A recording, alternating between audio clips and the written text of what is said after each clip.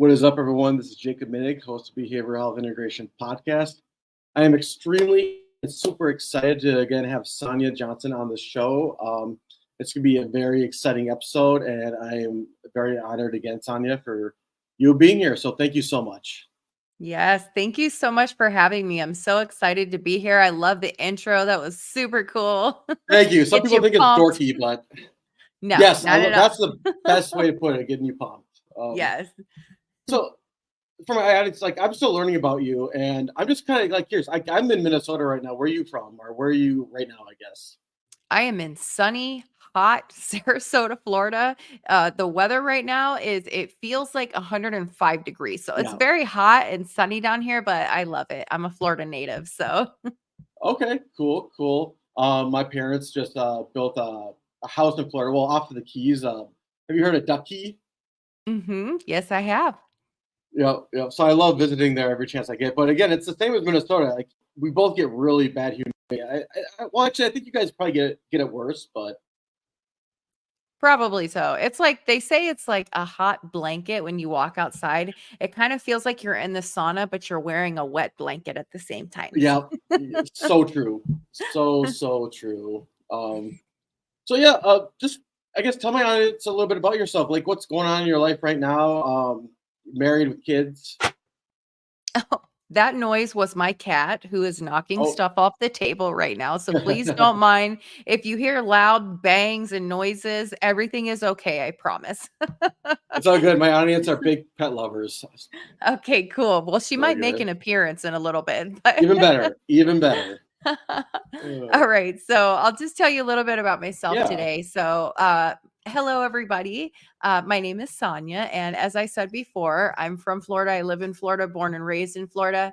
And I work for NAMI of Sarasota and Manatee counties. And I don't know if you've ever heard of NAMI before, but NAMI stands for the National Alliance of Mental Illness. And it is the largest grassroots peer led mental health organization in the nation. And I just love it so much at my work. And the reason I love it so much is because everybody that I work with is a peer, meaning that they have lived experience with something. So they've all been through something in their life. And to some extent, they are in recovery. And recovery looks different for everybody. And so the way my recovery looks may not be the same as somebody else's recovery looks, but we're all supporting each other on that journey. And that's what I love about it so much. So I'm the program coordinator of a program that's very unique to NAMI. And that program is called the Parents for Parents program. And so essentially, what we do is we support parents who are navigating the child welfare system. And Mm. that is part of my lived experience is navigating through the child welfare system.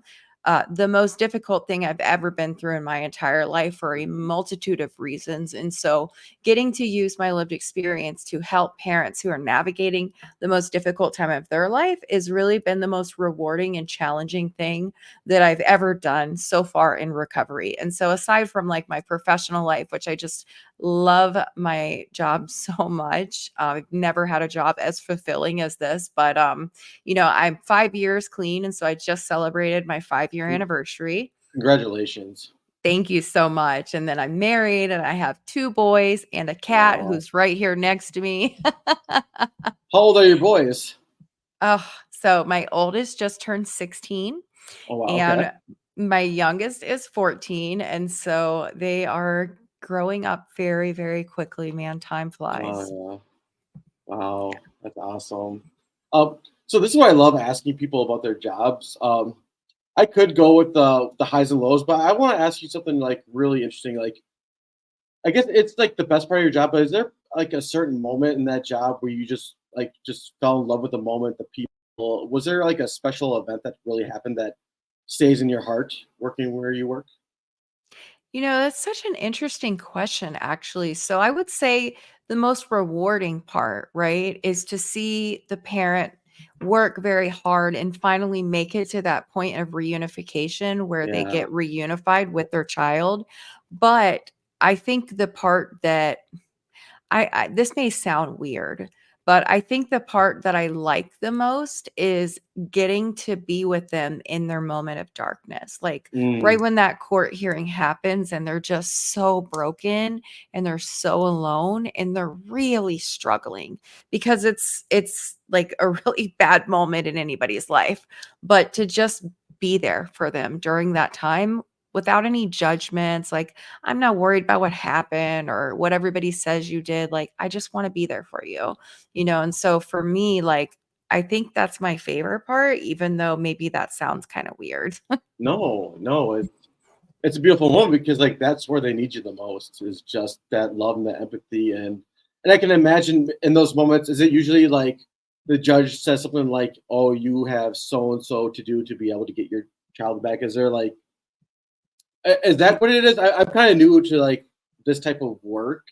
Is it usually like, oh man, there's situations worse off than it is, and they have to do so much to even have a chance to see their kids again? Am I right, or is that No, you're absolutely right, and okay? it's such a challenge because so the thing is it's the child welfare system, and the Mhm. challenge is that when a parent gets separated from their children, typically it's because they're already experiencing their own challenges. So whether that's substance use or domestic violence relationship or mental health challenges, or they are unhoused and they're living on the streets with their child or in their car, or whatever the challenge is, right? Like this is what brings them into the system, but now they have to do a Yeah, certain list of tasks to be reunified with their children, and that means then they have to obtain housing, get a job, go to classes, take drug screens, do visitations. Like there's just so much for them to do on top of the fact that they already have challenges they were already facing. So yeah, it's very, very difficult. And the most important thing in the world is what's hanging in the balance, and that is their children, their birthright, right? So yeah. it's really tough. Absolutely. And does the court like make requirements of like also you need to be substance free for like 2 years or 3 years, and they constantly give them UAs to make sure they're like clean in a way? Is that accurate? Uh, Partially, it is accurate that they do have to take drug screens and have clean screens and sometimes drive all the way across town with little to no notice that you have to go drug screen today. And maybe they don't have a car to go get there, or maybe they're working and they can't get there by four Yeah. o'clock or whatever the Yes. barrier is. But there is no like Yes. per se clean time requirement that they have to be clean for a certain amount of time, but they do have to demonstrate sobriety, and so they have to show that they're on the right path. Right. Right. I do have a few clients in that situation, and I guess I can relate to this just by hearing their stories, but a lot of the barriers is just a lack of empathy from the judge's point of view or the attorneys or even the POs that should be supporting them and helping them is that they require so much from a client who again is trying to be in recovery, trying to maintain a job where the stories I hear get me so angry where they literally make the individual or the parent get drug tested every other day. It's like, are you fucking kidding me? It's like they Mhm. are trying to support their family, the kids, be off drugs and work, and then you're gonna make them get U8 every other day. Right. Sorry, that just gets me like really just fed up and angry. And Oh, I don't know if you've no, it experienced similar gets me things. too. And I'll tell you, this is the thing. This is what bothers me is that how do I know, right? Like, let's just say that I'm a case manager or attorney or whatever. How do I know what somebody needs better than they know for themselves? Because Yes. even when I was in my own mess, I knew what I needed to do. Like, I knew that what I needed. I obviously needed to stop using. I needed to go to the doctor and get prescribed medication. Like, I needed to find support. I needed to obtain housing. Like, I knew what I needed. But when somebody's in the child welfare system, they have these people that come into their life that fix them, right? And they Mhm. fix them by prescribing them certain tasks that they need to complete to be better. And then when they do these said tasks and they get better, then they are good enough to get their kids back, right? But Right. the problem with that is that if that person doesn't feel that's what they need, and that person doesn't believe that's what they need to do, then these are only just a task or check boxes to mark the contract that they did the things to prove that they're worthy enough to get their kids back, and they don't actually get what they really needed, which was community and belonging and purpose and support and wellness tools to be able to maintain that lifestyle. So that's what gets me fired up. I know, absolutely, and I just feel like it's a lack of empathy. They're not looking at the human being themselves, and Yeah. I think it really is stigma. I'm sorry, people. I think judges and lawyers, they look at them like you're a stupid fucking drug addict. Take your fucking medicine and do what I say. You're beneath me. That Right. pisses me off the most. And I'm sorry, people. There are people like that. There are judges like that. There are attorneys like that. It's just a part of this world that could be evil at times, and that just like burns me up inside. But they got Yeah. more, so it's just frustrating.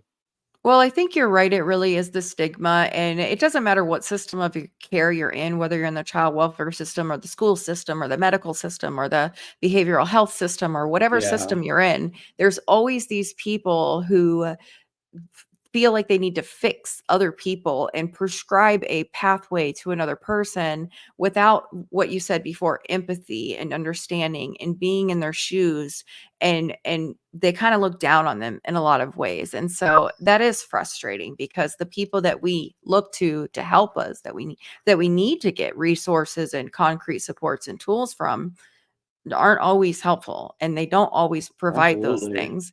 And even like needing supports, like needing housing or needing funding or needing, diapers or wipes, like there's also that whole like gatekeeping thing that happens. So it, yeah, can be very Oh, I'm sorry. frustrating.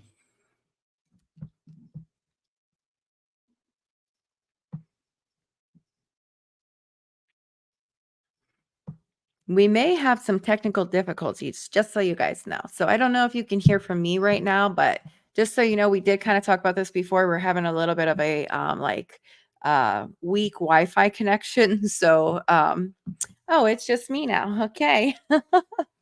All right. Well, he'll be back on here. Jacob will be back on here in just a minute. So, anyways, um, yeah, so we're gonna continue to kind of like get into my past and who I was before, and what led me into doing what I do today and becoming the person that I am today. And so, if you will just temporarily stay tuned, Jacob will be back here in just a moment.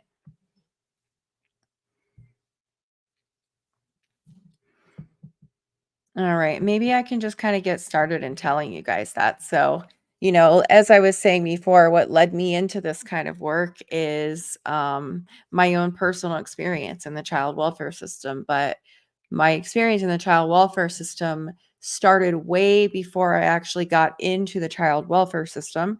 My experience started with trauma, and my challenges started with trauma. And I always like to tell people that because I think that is really the beginning of where everything started for me.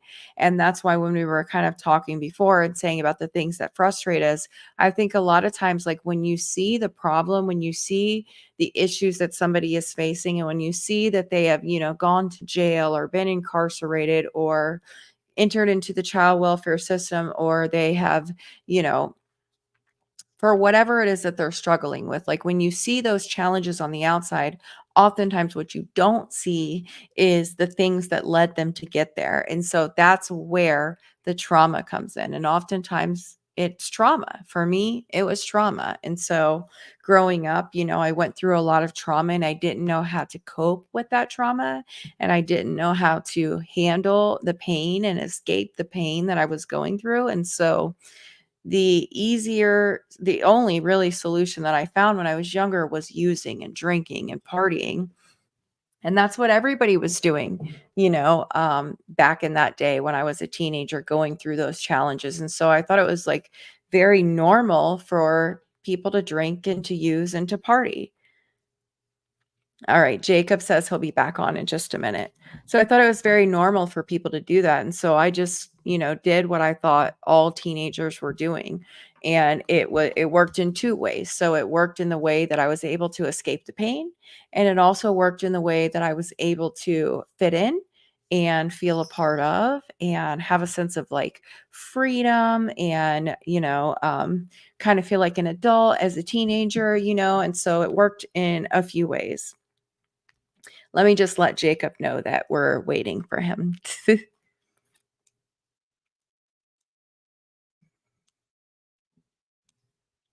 Okay. But, because addiction runs in my family and because I didn't have any other coping skills or tools and it was just like the perfect environment and the perfect setup for me to become an addict. And so, all right, there you are. Hey, sorry everyone. I'm switching to the hotspot, but again, thank you so much for holding it down. Okay. Well, I was just kind of like getting to like I was talking about, my lived experience bringing me into the child welfare, like work, being able to work with people in the child welfare system Right. because of my lived experience, and how what people don't see is what leads people to have that experience, whether it's this child welfare system or the criminal justice system or the behavioral health system. But what leads people to Hmm. that is trauma. And so I was just kind of like talking about that while you were gone, and then now you're back. Right. Because I guess this kind of goes into your story, but so like you said, you grew up in Florida, and I guess you had an emotional impact over the divorce of your parents. Yeah, that's true. Yeah.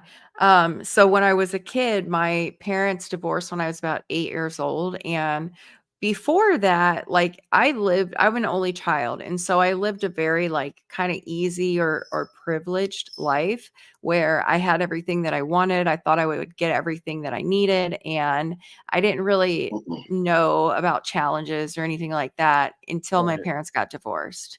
And then everything really changed after that for me. What was the hardest aspect of that? Was it like like splitting time between your mom and dad, or is that what happened? Or Yeah, I mean, no, not really, because I did see my dad, but Mhm. I didn't spend a lot of time with him. And I used to think when I first started telling my story that like that wasn't that big of a trauma, but it really was, just because everybody else went through, like everybody else's parents got divorced doesn't minimize the fact that it was still very traumatic. And it Yeah, was something that I had to heal from.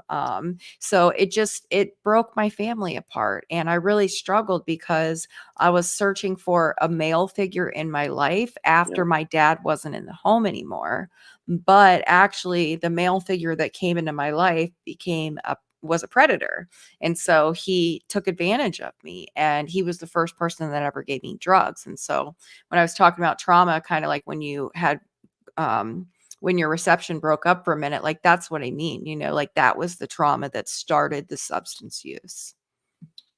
who was this man, by the way? Was it your mom's boyfriend, or Yeah. okay? Mhm. Yeah. And did she have any idea what was going on, or was it, I don't know. No, she didn't know what was going on, and I Mhm. think that also for her, like, she didn't really wanna believe it, you know what I mean? So, you don't wanna believe that people that you care about are bad people, and that they would hurt your children. And the person that abused me, like, he gave me a lot of attention, he played an active role in my life, he was a fatherly figure, but behind closed doors, he was giving me drugs behind my mom's back and, like, sneaking me cigarettes and, like, keeping secrets and then using those secrets as a way to take advantage of me later and then want me to keep that a secret. You know what I mean? So Yeah. she didn't know any of it was going on, but it eventually did come to light, and then they eventually did separate. Okay. Okay. Um, and then, so like you said, that was the event that maybe started the root cause of your addiction due to the trauma, mixed kind of with the divorce and everything. Yeah, and I think it was a lot of factors, right? Like, it was the environmental factors, like, everybody around me that was using, and I thought it was normal, like, drinking alcohol, smoking weed, like, I thought that was normal, And then also, like, addiction runs in my family, and so I had genetic factors, but I didn't know that Hmm. until I got older, till I got in recovery. Come to find out, like, there's people in my family that are also in recovery. I never knew that until now, Wow. you know? And then additionally was the trauma. And so essentially, like, I had the perfect storm for an Yeah. addiction to begin. And so when I was Yeah. using to cope with trauma, it just immediately within a few years, I was very much addicted and had become an addict per se. Well, it's typical too to even know at the time because, like you said, in some cultures, your community, your neighborhood, your family, it's normalized. It's normalized to smoke Right. some weed, drink some alcohol. It's the common thing to do to have fun. But there's also like another aspect where, especially younger children and teenagers, they use it just to escape. They use it to heal. They use it to numb the pain that they experience from certain traumatic events. Right. And that's the thing too, is that our minds are very powerful and they're very, like, I was looking for a way to heal that trauma and to make it better. It's just that at that time I didn't have the right coping skills. So the coping skill I used weren't healthy coping skills. It actually made it worse, not better, but I was looking for a way to make it better. And through my experience working with individuals in treatment centers, like we try to take that shame away because they put a lot of shame on themselves or on the child, like part of them, or when they were teenagers, they're just so shameful and angry. Where I try to help them move through that shame and get through that shame and help them understand it's like, no, you were just a little kid. You didn't know any better. You didn't know how to be happy or to escape. So you used the only thing that you knew. You almost have to look at it as a good thing, as a way like you had to do that to survive, That's and right. that needs to be honored. I agree with you. And I think that that is one of the things that's helped me to release myself from shame is just knowing that the choices that I made back then and the things that I did back then were because of the options that I had. Like, I didn't have a lot of options. I didn't have a lot of resources. I didn't have a lot of tools. And so I'm not surprised that I made the choices that I made because I was making the best choices that I could make at that time with the options that I Yes. had, and so it helps to release you from some of the shame when you recognize that. Yeah. Did you ever have any, like, also resentment towards some people throughout your life over the things that happened, which maybe made it worse? For The addiction sure. piece. 'Cause- I mean, yeah, I yeah. definitely did, and that propelled my addiction for so long. Like, I was mad at my dad for leaving and not being in the picture. I was mad at my mom for making certain choices. Like, I was mad at everybody, everybody. My first boyfriend, I was with him for 4 years. He passed away of an overdose and he died. I Yeah. was mad at him for dying. I was mad at my next boyfriend for abusing me. Like, I was mad because I lost my first child. Like, I was angry at Yeah. everything and everybody and the guy that abused me sexually. Like, I was mad at everybody. I blamed everybody for everything, and that's why I used. But Hmm. when I got into recovery, like, I had to work through those things because my parents made, just like we said a minute ago, the choices that they made based on the information they had. And at that time, those were the best decisions that they could make because of their Yeah. own upbringing or their own trauma or I mean, everybody's doing the best that they can out here. And so finding acceptance in that has really helped me so much to not be resentful because my resentments aren't helping anybody. It's not making anything better. It's Right. like they say resentment or anger is like giving somebody else poison. Poison or yep. How does that saying go? Like, It's yeah, like giving someone poison. It's something with like you drinking poison it, but expecting the other person to die or wanting the person to die, exactly. That's what it is. Yep. something like that. That's the thing with like deep therapy and in the like psychotherapy world is, yes, as adults, like trauma, like using like parents traumatically abusing a child, yes, that happened, and ultimately, like the end stage is like getting to a place of like forgiveness and understanding that like, I'm an adult now. I gotta take responsibility and healing like my inner child, getting through that and just accepting and forgiving and then moving forward. Doesn't mean you have to do it right Exactly. away. It is a process. It's a Hmm. process that I feel needs to be honored through you and your inner child for those experiences. I agree. And also, I agree with you about the process thing because sometimes, like, there are people that have been through trauma and they Yeah. accept that it happened and even like allow that person that hurt them to still be a part of their lives. And so I think Right. sometimes initially anger can serve you because you got to cut ties in order to heal. You have to break away from that situation. And so it is a Yes. process. And it's okay if you're angry for a little while, but eventually you got to get to the point where you find acceptance and forgiveness, not for them, but for you. Because if you don't forgive them, then you're letting them still control your life, even if they're not a part of it anymore. That's why we have to forgive other people so that we can let ourselves off the hook. Yes. And Yeah. that's the thing that really upsets me with, and again, people, I have nothing against AA recovery, but there's times where like AA meetings or old school treatment counselors will skip that process. And I think some at times, not all, but some will push a client faster than they need to go through that forgiveness piece to get on with their life. Or like you just said, it forgiveness does happen for you or is meant for you, but you do not have to do it right away. That Right. is your choice to do. And it's almost in the sense healthier to take time to really think about it and get through that process rather than just skip through it and get it over with. Because again, that's not honoring your soul, your human spirit, or all the traumatic experiences you went through. It's a process that like, needs to be taken seriously with respect to your younger self and to your adult self.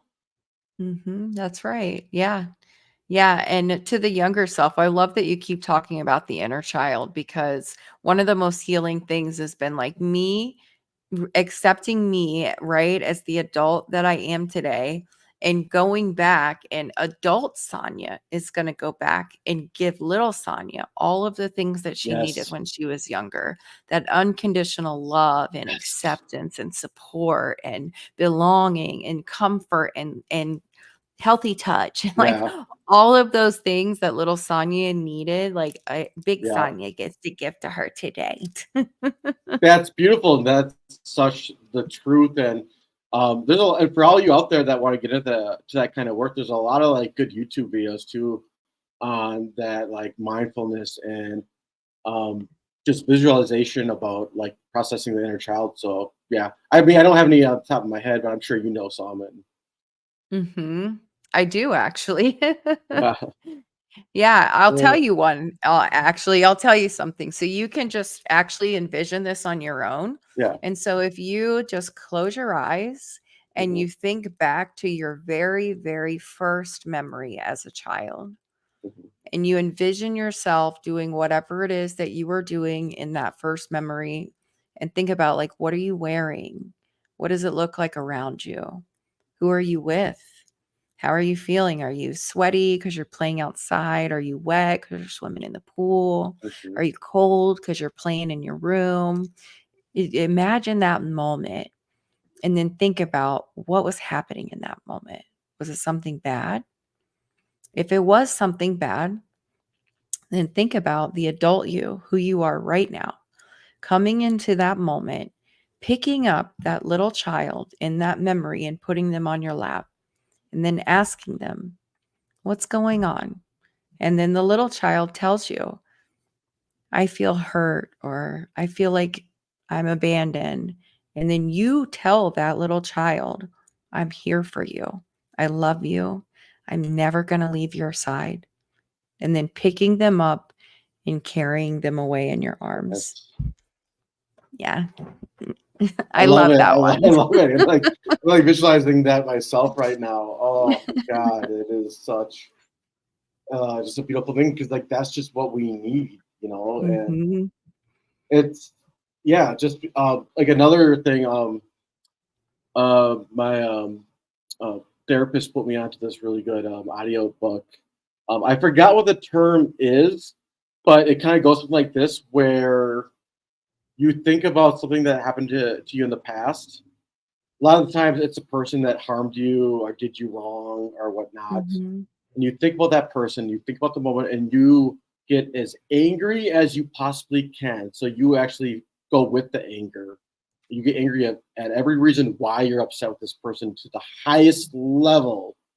And then when that's done, you stop and then you envision yourself outside in the skies looking at the stars and gaining the awareness of kind of where you're at in the universe with those stars. And then when you're done with that process, you look at the person that harmed you and you give them love.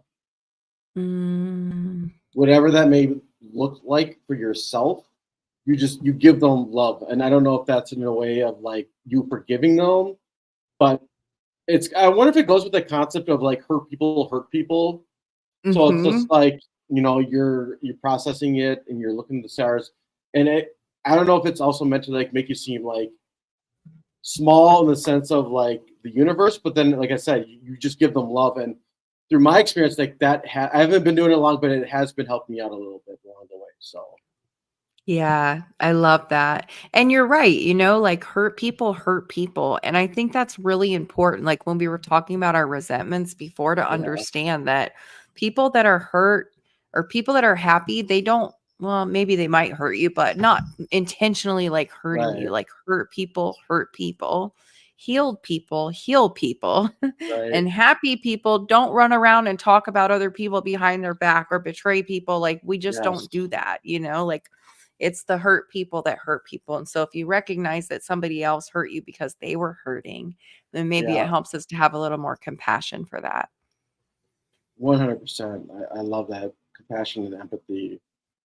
Um, Now I'm kind of curious too because I always love this part of the story as well. Um, I don't know your treatment center experience, but sometimes people go through one and they're fine. Sometimes people need to go through 20. Like, what's your experience in that? And I don't know, was your experience like a switch, like a light bulb? Like, wow, I have it. I get it to the fact that I think I can go on the right path now. I think I have the tools. I guess in your own words, can you explain that? Yeah. Yeah, Special moment. actually. So I've only been to one intensive treatment center. However, I've been to jail many times. I've been to detox many times, and Mhm. I attempted recovery several times before I actually like stick and stayed, right? Okay.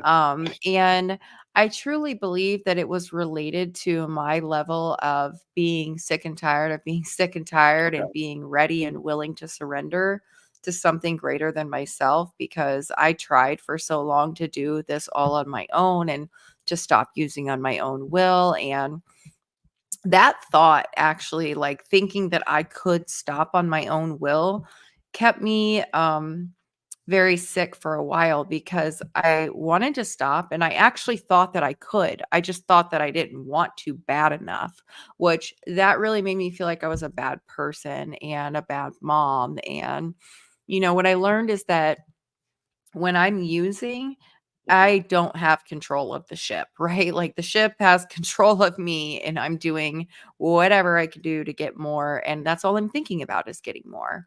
But the person I am today, like I've never done any of the things that I did when I was in my addiction. Like since I've stopped using, like I've never robbed anybody. I've Mhm. never left my children behind. Like, I've never stolen from my mom. Like, I've not done any of the Right. things that I did back then, because that's not who I was.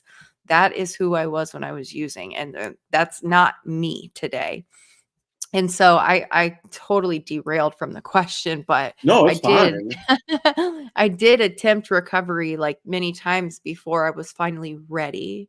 And when I became ready, like I was ready to take suggestions, I was ready to receive help, I was ready to share my secrets, I was ready to tell people how I was feeling and what was going on with me. And I didn't do it like gracefully, like it was a light switch and everything was better. Like it was very much a process. And I learned from a lot of mistakes, because mistakes are okay. It's okay to make mistakes. Like if you're making new mistakes, you're doing really good. You know what I mean? Like it's okay to make mistakes. And, but I don't think for anybody, like it's just a one and done and we're all healed or cured, like it's never that. And that's okay. It's good Right. to not be cured. When you were saying that, I was thinking about like the stages of change model, which I know some of us know, and I Mhm. think there's a process where, and maybe you spoke on this, where I think that, so maybe some maybe I will be okay. Still pay my bills, still take care of my family, and just use on the side, and everything will be okay. Which for a lot of people, that doesn't always work out. Yeah. Uh-oh, you guys. I Because Oh, you uh, froze for a minute. Okay. You're back. oh, Okay. I'm alive.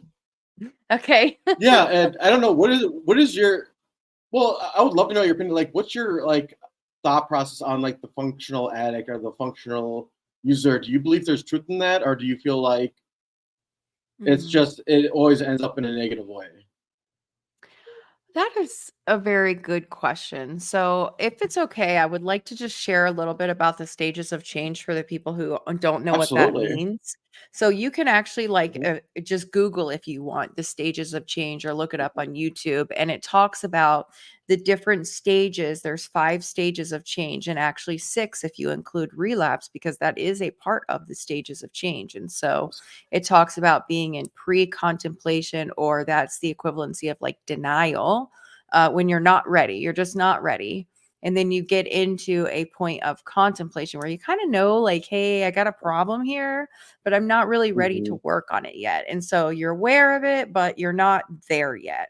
And then Yeah. you get into a planning stage where you're like, okay, I know I have a problem and I want to do something about it, but I haven't done anything yet. And so you're Yeah. planning, like, maybe I'm calling detox and seeing if they have a bed open, or maybe I'm letting a friend know how I'm feeling. So you're Hmm. planning that. The next stage is the action stage. And that is where you actually take action and you go to detox, or you go to treatment, or you go, to receive some help. You go to therapy or a meeting or something, like you go to receive some help from somewhere. And then once you've gotten through the action stage, you go to the maintenance stage. And the maintenance stage is where you're actually like doing daily maintenance, taking care of your recovery. You're living in recovery. You're doing the things that you need to do to be healthy and well. Hmm. Then relapse can come in at any point in time during the stages of change. Yes. And, once that happens, you just get right back on the horse and you start that cycle again. And you may not start in pre-contemplation. You might relapse and then go straight to action. So it's not linear, and it's more circular, like we're always in this wheel of Right. healing, wheel of recovery. And I totally forgot the question that you asked now, but sorry, I just Well, wanted to share. I'm interested. What do you think about the maintenance stage? Have you heard of that? Or no, not the maintenance, I'm sorry, termination stage. No, but I'm interested to know more. Well, it's not a however, it's not always recommended. Where the termination is that you may recovery such a strong like point in your life or a piece of your life where you have zero urge to use. So you can pretty much go throughout your life and not worry about going to meetings or like doing healthy activities because like, it's no longer part of your life where you just move through your life and not worry about it again because it's so ingrained in your brain and your body and your soul that you're not going to use it. Like I said, it's not recommended that people go to this stage. It's sometimes just to stay in the maintenance stage and do your regular routine or a routine that's good for you. Well, I I think hope that that's a makes sense to really everyone. Yeah, I think, I think it's very individualized for each person, right? And Yeah. even in the AA book, it talks about people being recovered. Like once they've worked their 12 steps, they're Uh, recovered, not recovering. And so yes. essentially, like I believe, and this is just my own personal feelings about Hmm. myself and my recovery. I believe that I will never pick up a substance again. I have no desire to use. Hmm. I know what will happen if I do. I know it's not going to solve anything. I truly believe that I won't pick up Yes. again. However, for me, still have to maintain my wellness journey and my recovery journey. And for me, it's Yes. more about giving back and being of service and staying connected to the community. That's my maintenance. But even if it's not just for recovering Mm, from drugs, I want to still continue to be the best person that I can be and maintain my mental wellness. And so I think that's what works for me. But that doesn't mean that somebody can't, go through a battle with drugs and alcohol and then completely change their life, know what to do and move forward. Mhm. Like I think it's could be that could work too. Absolutely. Yep. No, it just I think like one of the like greatest things is also again getting that support system around you, people that like love about you, care about you. Um, yes, Rita, I apologize. Uh, yeah, have been horrible, but we're getting through it. We're getting through it. But yes, yeah, having a healthy environment is so crucial to you. Yeah, having a healthy environment is very important. I agree. Yes, yes. I got to ask you, what was your first job? I guess into the mental health recovery field. Say that one more time. Oh, did you hear me? What was What was your first job into the recovery field? Like your first job into the field? So this is the first time, and I wouldn't even say it's necessarily in the recovery field, is more of just like helping others, like so a helping profession. But as soon as I got out of Yeah. treatment, I right away knew that I wanted to help other people. And so literally like when I got out of treatment, I already had a service commitment where I would go once a month to a place called Mothers and Infants, and I would just, be there for the women, share my story. Like I knew that I wanted to turn my pain into purpose. And so right away I Mhm. got involved with helping other people. And then I got a new service commitment at the detox where I would go every Friday for 18 months straight. Then I got a different service commitment at the jail and I would go to the jail on a regular basis. And so even before this job, like I was just very involved in my community and I still am and in helping people, and so when this opportunity came, like I knew I was ready to do that as a career. And I'm glad that I waited because when I first got clean, I wanted to get into a helping profession right away. And a very good friend of mine, a mentor, my sponsor, she suggested that I wait a little while, and I'm glad that I did because I did enough service work and, supported enough people in my recovery that when I started this work, I was ready. And I mean like I was ready with my home work life balance, like I was ready with my kids have been with Yeah. me for a while and we have our own balance. I was ready with like, my marriage, like but everything in my life had come Mhm. become settled. You know what I mean? So I was ready to take Yes. on this career, but yeah, I'm glad I waited. Yeah. I know here in Minnesota, especially if you want to work in the treatment center. Again, I don't know how they figure this out, but they require you to be 2 years substance free before you get into the recovery field. I don't know if it was like in Florida there, but Well, so yes, in a way they do. So in Florida, they require you to be 2 years in recovery, but they don't prescribe what recovery looks like. So it doesn't mean 2 years of continuous right. recovery. You could have had a relapse in between, or what 2 years in recovery to you may look different than Mhm. what 2 years in recovery looks like to me. So it can be very different for everybody, but they do typically like you to be 2 years in recovery. Well, it looks like we lost Jacob again. But yeah, so if that's something that you're interested in, if you're interested in helping other people, I would encourage you to get involved in your community and start doing that in different ways where you start doing service work like I did, or volunteer at the shelter or at a treatment center, or volunteer somewhere and kind of get your feet wet and start learning what your boundaries are and continue your wellness journey. Then eventually you can get to the point where you're ready to step into a career and be able to help other people professionally. And there's a lot of different pathways to do that. You can go back to school, or you can volunteer, or I'm sorry, you can work like as a resident monitor of a treatment center, or you can become a certified recovery peer specialist, or you can sit on an advisory committee or an advisory board, or there's so many ways to give back, whether you want to do that personally or professionally. And so I think we're probably about done here.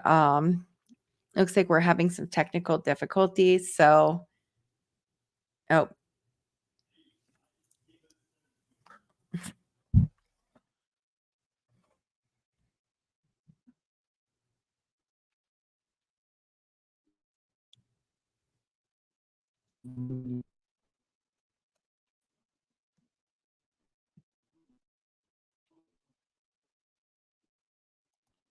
are you there?